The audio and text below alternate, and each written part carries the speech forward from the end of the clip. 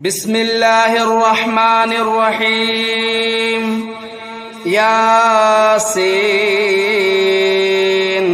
والقرآن الحكيم إنك لمن المرسلين على صراط مستقيم تنزيل العزيز الرحيم لتنذر قوما ما أنذر آباؤهم فهم غافلون لقد حق القول على أكثرهم فهم لا يؤمنون إنا جعلنا في أعناقهم أغلالا فهي إلى الأذقان فهم مقمحون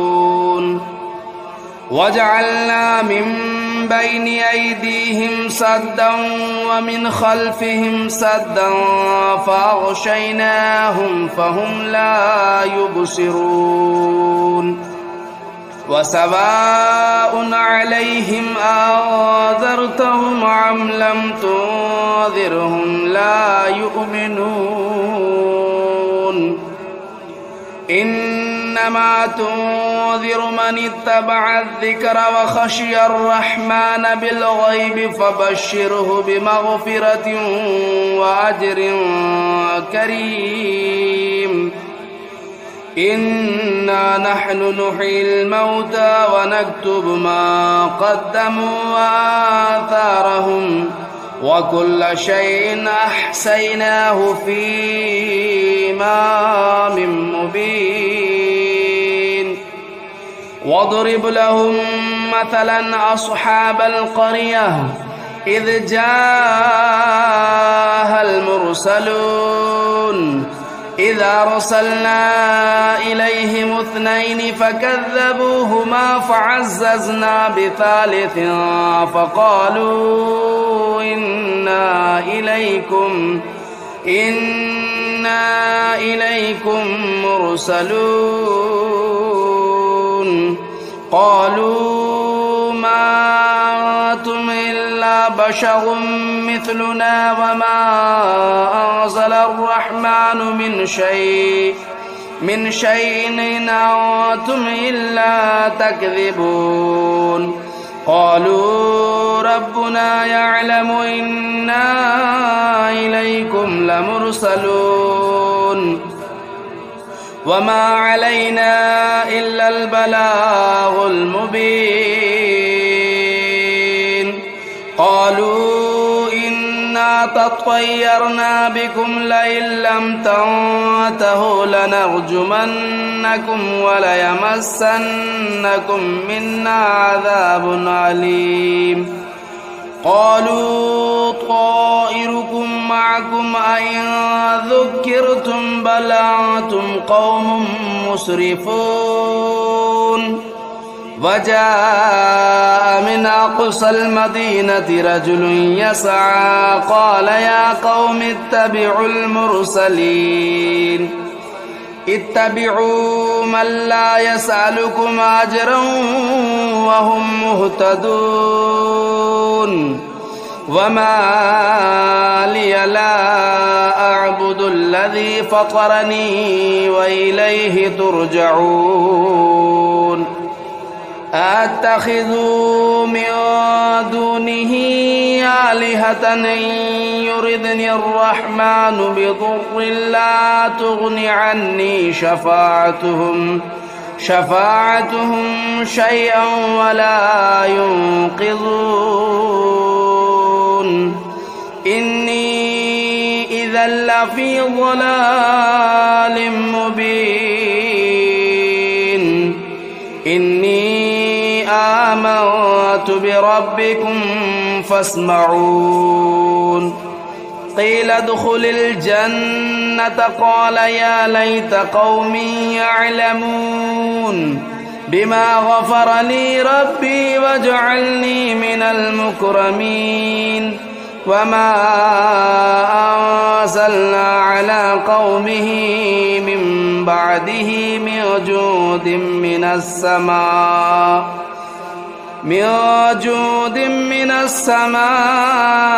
وما كنا منزلين إن كانت إلا صيحة واحدة فإذا هم خامدون يا حسرة على العباد ما يأتيهم من رسول إلا كانوا به يستهزئون ألم يروا كم أهلكنا قبلهم من القرون أنهم إليهم لا يرجعون وإن كل لما جميع لدينا محضرون وآية لهم الأرض الميتة أحييناها وأخرجنا منها حبا فمنه يأكلون وجعلنا فيها جنات من نخيل وأعناب وفجرنا فيها من العيون ليأكلوا من ثمره وما عملته أيديهم أفلا يشكرون سبحان الذي خلق الأزواج كلها مما تنبت الأرض ومن أنفسهم ومما لا يعلمون وآية لهم الليل نسلخ منه النهار فإذا هم مظلمون والشمس تجري لمستقر لها ذلك تقدير العزيز العليم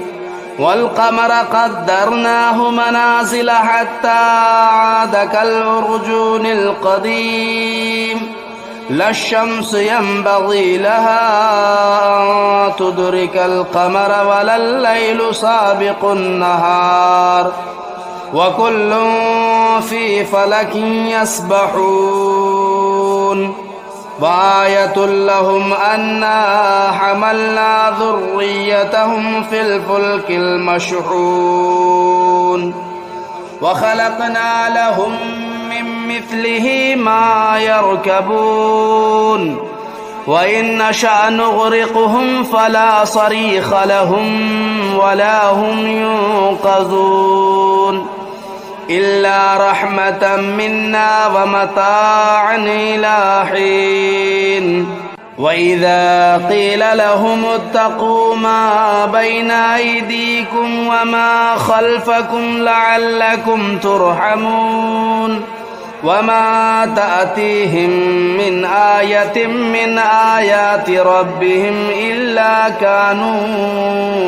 عنها معرضين وإذا قيل لهم أنفقوا مما رزقكم الله قال الذين كفروا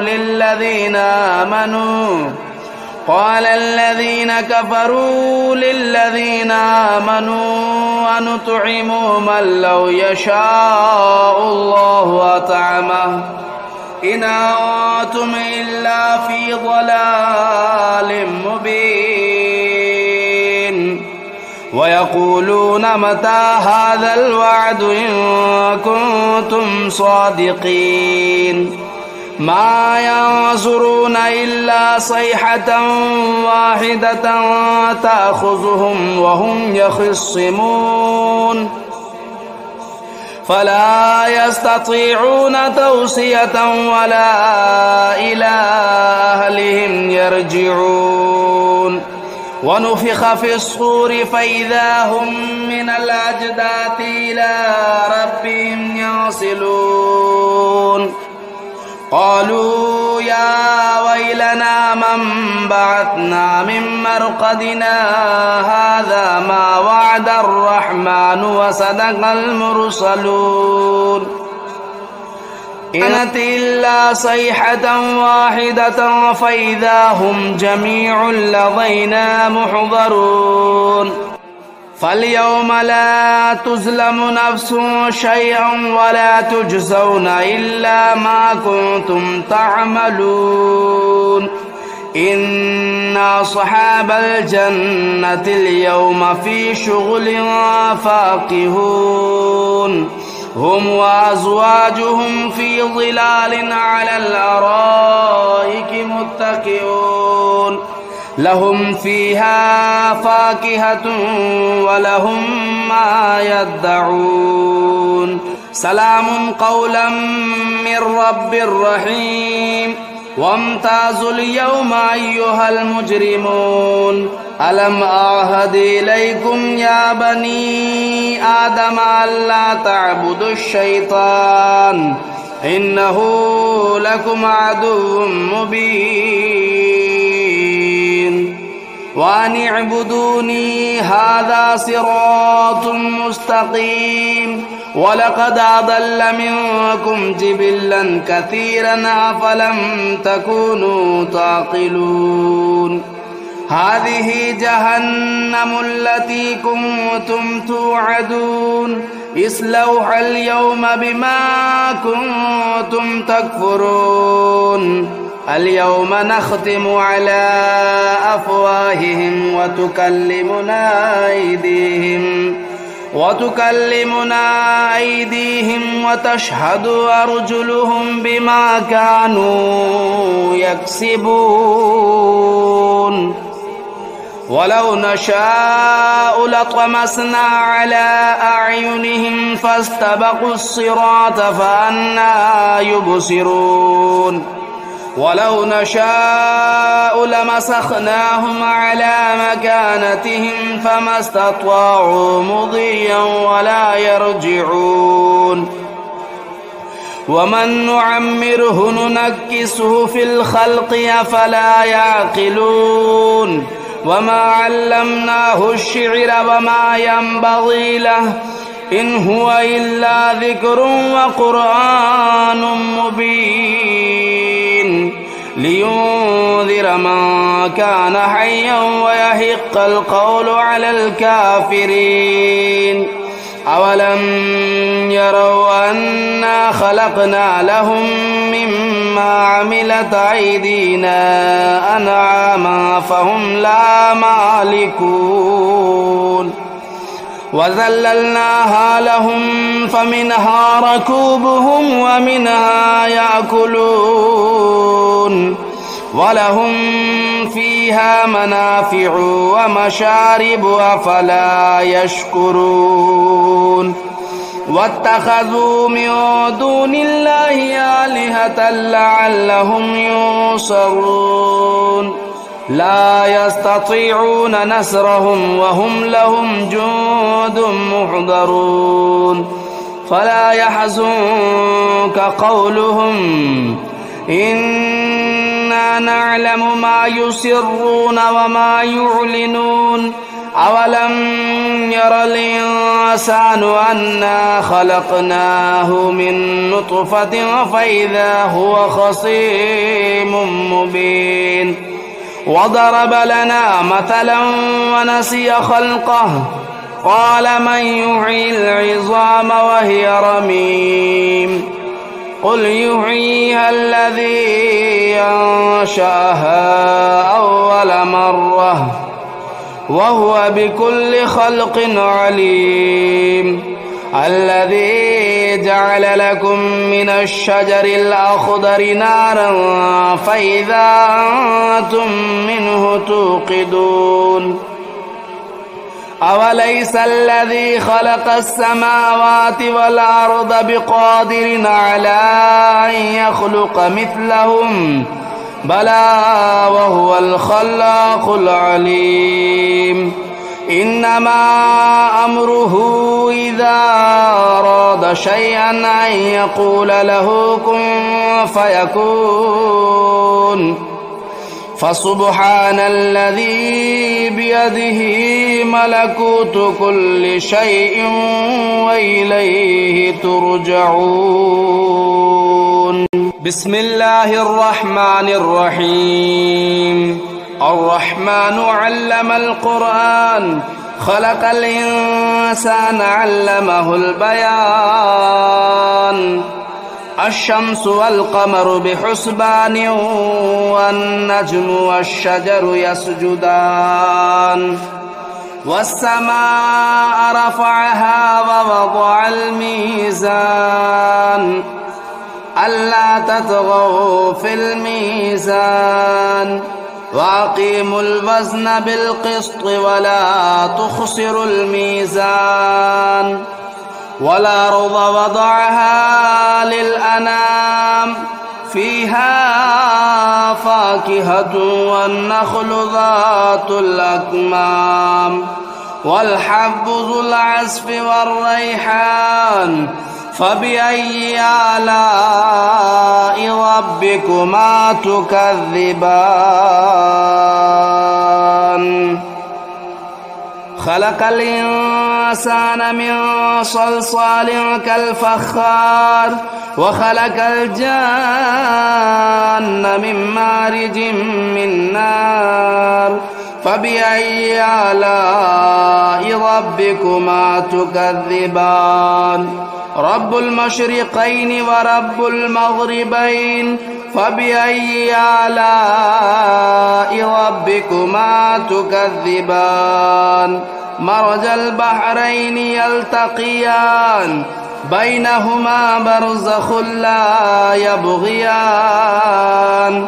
فبأي آلاء ربكما تكذبان يخرج منهما اللؤلؤ والمرجان فبأي آلاء ربكما تكذبان وله الجوار المنشآت في البحر كالأعلام فبأي آلاء ربكما تكذبان كل من عليها فان ويبقى وجه ربك ذو الجلال والإكرام فبأي آلاء ربكما تكذبان يسأله من في السماوات والأرض كل يوم هو في شأن فبأي آلاء ربكما تكذبان سنفرغ لكم أيها الثقلان فبأي آلاء ربكما تكذبان يا معشر الجن والإنس إن استطعتم أن تنفذوا من أقطار السماوات والأرض فانفذوا لا تنفذون إلا بسلطان فبأي آلاء ربكما تكذبان يرسل عليكما شواظ من نار ونحاس فلا تنتصران فبأي آلاء ربكما تكذبان فإذا انشقت السماء فكانت وردة كالدهان فبأي آلاء ربكما تكذبان فيومئذ لا يسأل عن ذنبه إنس ولا جان فبأي آلاء ربكما تكذبان يعرف المجرمون بسيماهم فيؤخذوا بالنواصي والأقدام فبأي آلاء ربكما تكذبان هذه جهنم التي يكذب بها المجرمون يطوفون بينها وبين حميم آن فبأي آلاء ربكما تكذبان ولمن خاف مقام ربه جنتان فبأي آلاء ربكما تكذبان ذواتا أفنان فبأي آلاء ربكما تكذبان فيهما عينان تجريان فبأي آلاء ربكما تكذبان فيهما من كل فاكهة زوجان فبأي آلاء ربكما تكذبان متكئين على فرش بطائنها من استبرق وجنى الجنتين دان فبأي آلاء ربكما تكذبان فيهن قاصرات الطرف لم يطمثهن إنس قبلهم ولا جان فبأي آلاء ربكما تكذبان كأنهن الياقوت والمرجان فبأي آلاء ربكما تكذبان هل جزاء الإحسان إلا الإحسان فبأي آلاء ربكما تكذبان ومن دونهما جنتان فبأي آلاء ربكما تكذبان مدهامتان فبأي آلاء ربكما تكذبان فيهما عينان نضاختان فبأي آلاء ربكما تكذبان فيهما فاكهة والنخل والرمان فبأي آلاء ربكما تكذبان فيهن خيرات حسان فبأي آلاء ربكما تكذبان حور مقصورات في الخيام فبأي آلاء ربكما تكذبان لم يطمثهن إنس قبلهم ولا جان فبأي آلاء ربكما تكذبان متكئين على رفرف خضر وبخري حسان فبأي آلاء ربكما تكذبان تبارك اسم ربك ذو الجلال والإكرام بسم الله الرحمن الرحيم تبارك الذي بيده الملك وهو على كل شيء قدير الذي خلق الموت والحياة ليبلوكم أيكم أحسن عملا وهو العزيز الغفور الذي خلق 7 سماوات طباقا ما ترى في خلق الرحمن من تفاوت فارجع البصر هل ترى من فطور ثم ارجع البصر كرتين ينقلب إليك البصر خاسئا وهو حسير ولقد زينا السماء الدنيا بمصابيح وجعلناها رجوما للشياطين وأعتدنا لهم عذاب السعير وللذين كفروا بربهم عذاب جهنم وبئس المصير إذا ألقوا فيها سمعوا لها شهيقا وهي تفور تكاد تميز من الغيظ كلما ألقي فيها فوج سألهم خزنتها ألم يأتكم نذير قالوا بلى قد جاءنا نذير فكذبنا وقلنا ما نزل الله من شيء إن أنتم إلا في ضلال كبير وقالوا لو كنا نسمع أو نعقل ما كنا في أصحاب السعير فاعترفوا بذنبهم فسحقا لأصحاب السعير إن الذين يخشون ربهم بالغيب لهم مغفرة وأجر كبير وأسروا قولكم أو اجهروا به إنه عليم بذات الصدور